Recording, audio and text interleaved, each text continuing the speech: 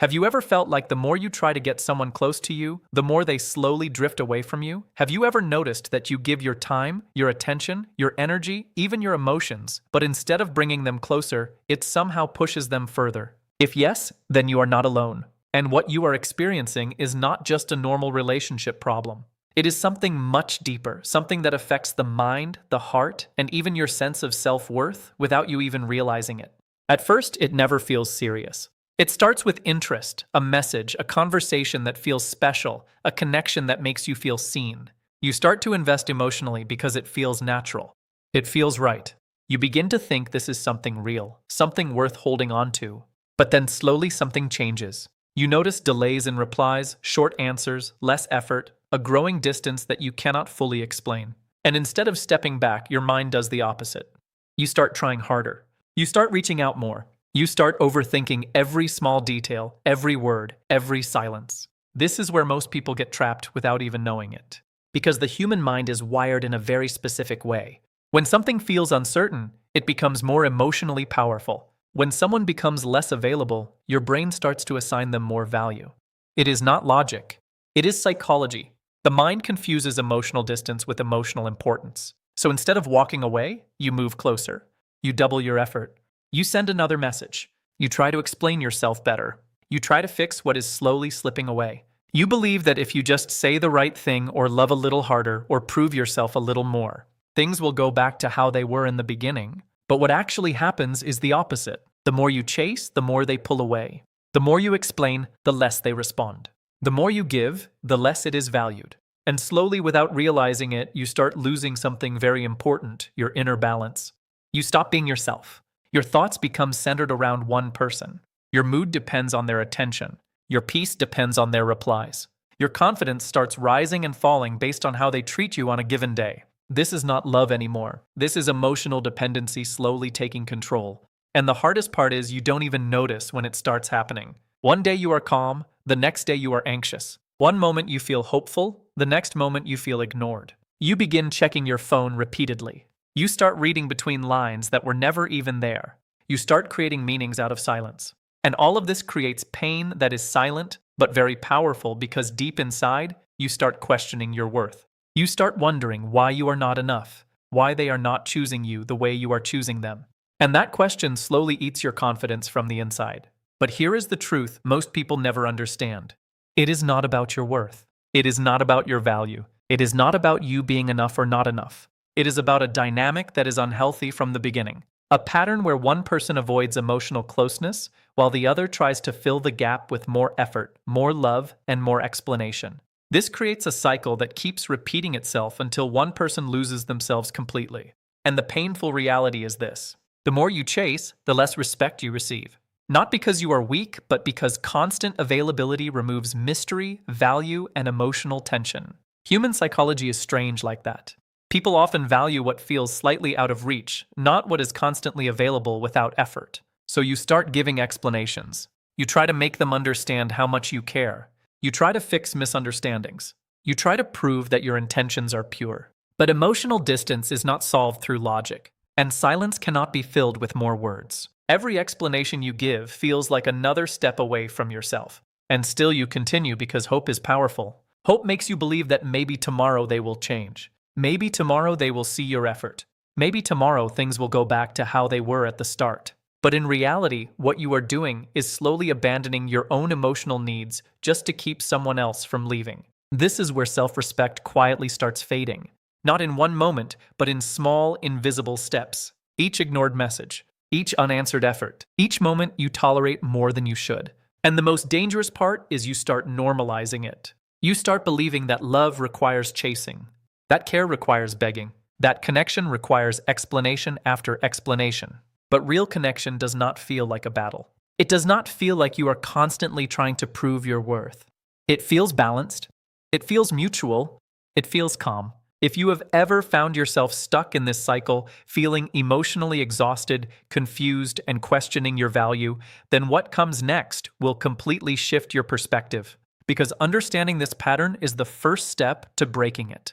And once you see it clearly, you can never unsee it again. Stay until the end, because you are going to discover the silent shift that completely changes how people treat you without chasing, without begging, and without losing yourself again. What makes a person lose control over their own emotions for someone who is not even fully present? Why does the mind continue to hold on, even when the situation clearly shows distance, inconsistency, and emotional confusion? The answer is not simple willpower. It is not lack of strength, and it is not because someone enjoys suffering. It is something far deeper rooted in how the human brain reacts to uncertainty and emotional reward patterns. Inside every human mind, there is a system that responds strongly to emotional highs and lows. When someone gives attention in an unpredictable way, the brain becomes more active, not less. This unpredictability creates a powerful psychological loop. A small moment of care feels like relief. A sudden distance feels like discomfort, and this cycle begins to control emotional behavior. The mind does not respond strongly to consistent patterns in the same way. Stability feels calm, but unpredictability feels intense, and intensity is often mistaken for connection. This is where confusion begins. When someone is emotionally inconsistent, the brain starts working harder to predict their next move. Each message becomes important. Each delay becomes meaningful. Each change in tone becomes something to analyze. Slowly, the person is no longer experiencing the connection directly, but instead living inside constant mental interpretation. This mental activity creates attachment that feels very real, but it is not built on emotional security. It is built on uncertainty. There is also another hidden factor involved: the desire for validation. When someone gives less attention than expected, the mind starts treating their attention as something valuable that must be regained. It creates a silent belief that if their behavior changes, personal worth will increase. This is how chasing begins without conscious decision. It does not feel like chasing at first. It feels like care. It feels like effort. It feels like responsibility toward a connection that once felt meaningful. But underneath that intention, there is a deeper emotional drive. The need to restore balance, to fix distance, to regain the early sense of importance that once existed. As time passes, emotional investment increases. The more effort is given, the more the mind justifies continuing, because admitting that effort is not being returned equally creates internal discomfort. So instead of stepping back, the mind chooses persistence. It tries again, it speaks again, it reaches again. This is where emotional dependency slowly forms. The brain starts linking relief with contact. When a response finally arrives, even a small one, it creates a short emotional release. That release feels rewarding.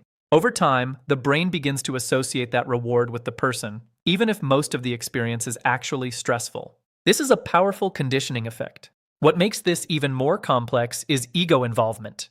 The mind does not like unfinished emotional situations. When someone pulls away without clear closure, it creates a sense of incompleteness. The ego wants resolution. It wants confirmation.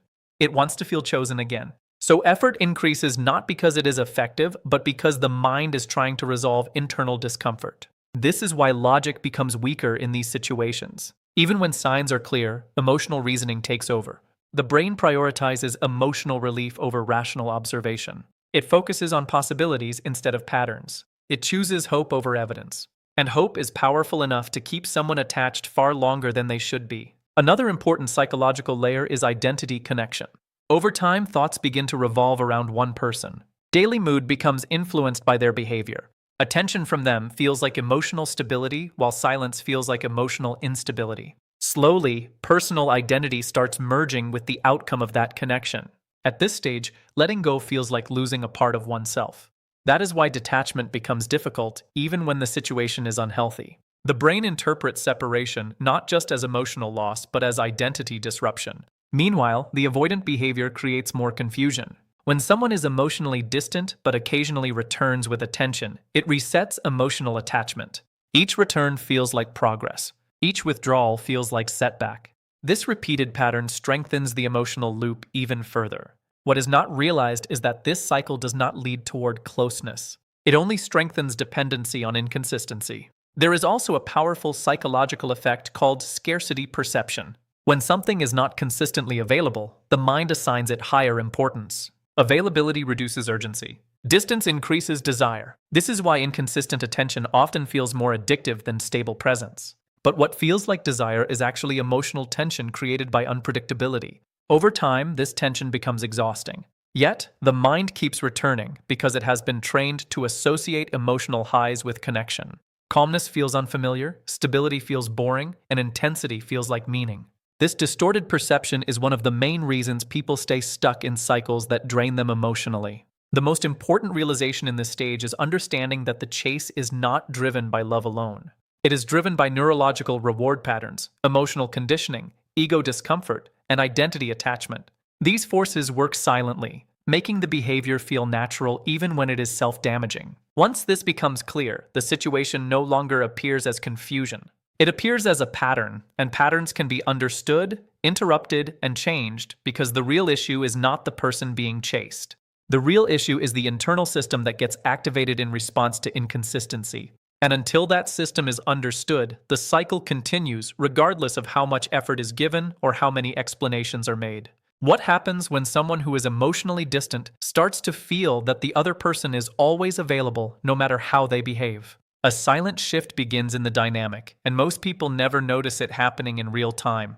The moment availability becomes guaranteed, emotional value starts to decline. Not because the person is unworthy, but because the human mind naturally stops prioritizing what feels effortless to access. In the beginning of any connection, there is uncertainty. That uncertainty creates curiosity. Curiosity leads to attention. Attention slowly builds emotional weight.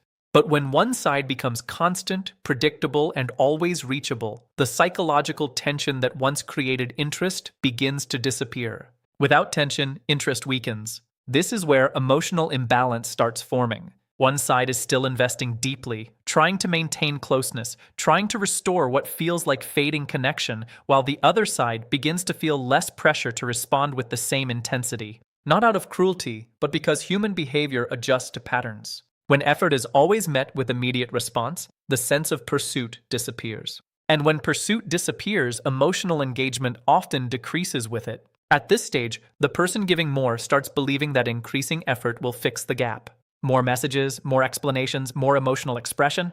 The intention feels genuine, but the impact becomes opposite. Instead of restoring closeness, it creates emotional saturation. Too much emotional availability removes space. And without space, attraction struggles to survive. Space is not distance in a negative sense. It is psychological breathing room. It allows anticipation to exist. It allows curiosity to rebuild. It allows the mind to reset emotional perception. But when space is replaced with constant presence, the mind no longer feels the need to lean forward. Instead, it leans back. This is why excessive emotional effort can create unintended withdrawal from the other side. Not because effort is wrong, but because balance is missing.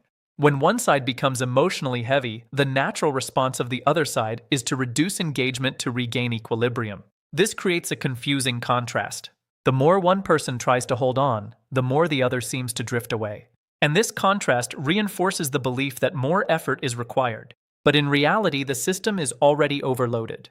At the same time, emotional perception begins to shift. What was once seen as care starts being interpreted differently. Frequent reassurance may begin to feel like pressure. Continuous communication may begin to feel like expectation. And repeated emotional expression may begin to feel like intensity that is difficult to match. This does not mean feelings are wrong.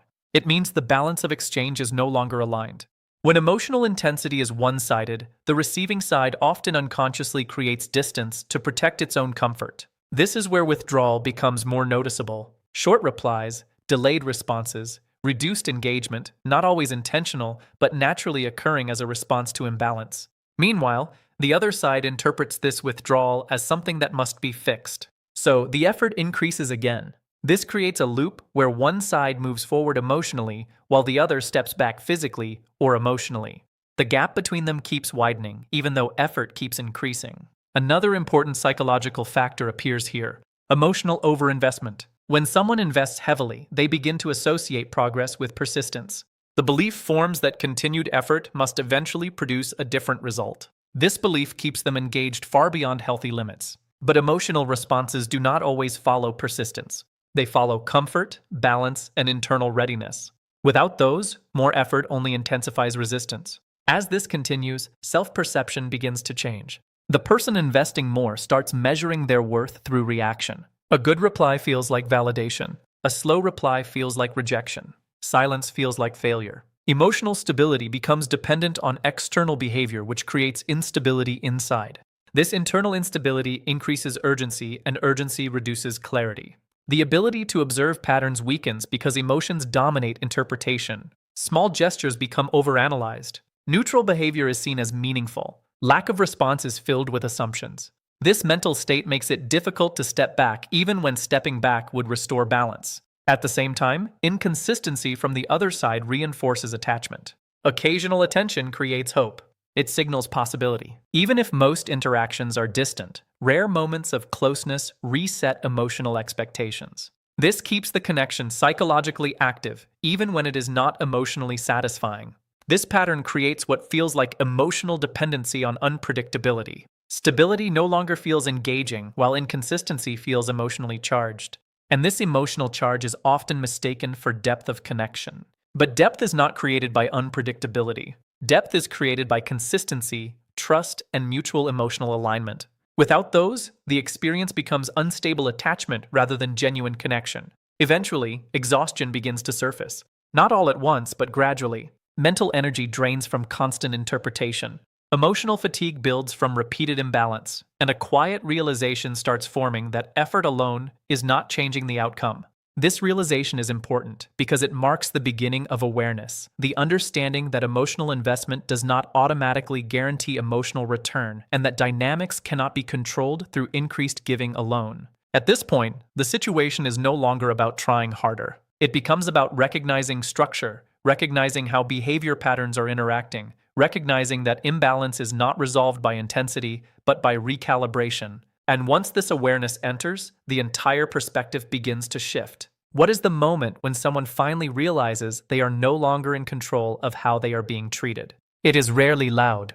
It does not come with a dramatic ending or a clear decision. Instead, it arrives quietly through exhaustion, through emotional fatigue, and through the growing sense that effort is no longer producing change. At this stage, something important begins to surface in awareness. The understanding that emotional behavior from others is not something that can be forced, negotiated, or corrected through persistence alone. No matter how much energy is invested, the response remains unchanged. This realization is uncomfortable because it challenges a deeply held belief. The belief that if something matters enough, it can be improved through dedication. But human behavior does not always respond to dedication in the way expectation suggests. When this truth begins to settle, attention slowly shifts inward, not toward fixing the external situation, but toward observing internal patterns.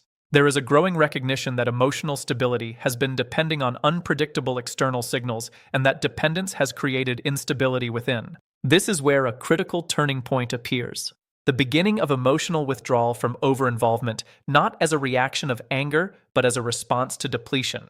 Energy that was once directed outward starts returning inward. At first, this shift feels uncomfortable because attention has been heavily focused on external validation for a long time. Removing that focus creates a sense of emptiness. The mind used to constant anticipation now faces silence, and silence feels unfamiliar.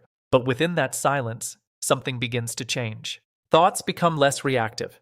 Emotional spikes begin to reduce. The constant urge to interpret every action weakens. Instead of immediate response, there is delay. Instead of impulsive reaction, there is observation. This change is subtle but powerful. It marks the beginning of internal regulation, where emotional stability is no longer dictated by external behavior, but slowly rebuilt from within.